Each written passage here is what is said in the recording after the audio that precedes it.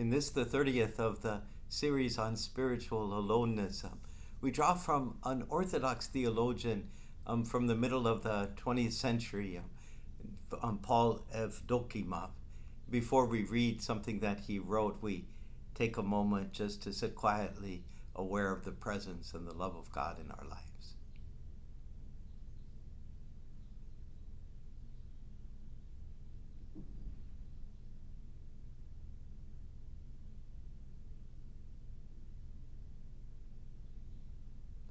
And Evdokimov writes, by their active presence, Christians introduce into society and all human relationships the truth of the dogmas they live, thus dislodging the evil and profane elements of the world.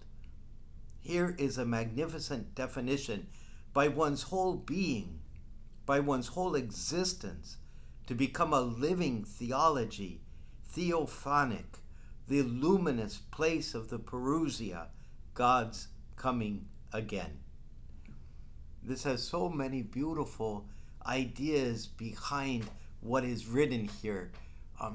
First of all, the very idea that we as Christians, and especially as Christians in a way who live alone, we become more deeply aware of this theophany, this way in which God, the resurrection of Jesus, enters our lives as a word of life and takes its place here, so that wherever we go, the word of life is speaking.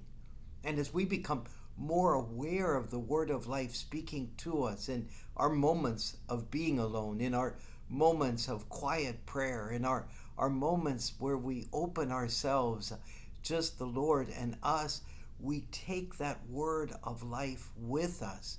And so God then, who has spoken to the word within us, and the word speaks back to God, invites the whole world to be part of that. So wherever we go, the dialogue of God within us is carried forth. And therefore, the luminous place of the parousia, God comes again to the world, is a wonderful thing. And with that, if we live this theology, this belief, this wonderful way, wherever we go, if we encounter anything that is profane or anything that is evil, our way of approaching it casts it out, at least to the degree that we can. Maybe that's only a small way that we can cast out the evil, but we cast out some of it. And we do it because the Word of God living within us moves us to act and to love, to be merciful, to be kind.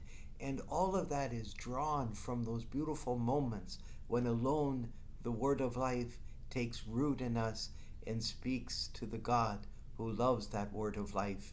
And within us we encounter, we hear God speaking to God in love, and we are transformed from people who are alone to people who are deeply embedded in the very love God shares with God's very own and wonderful self.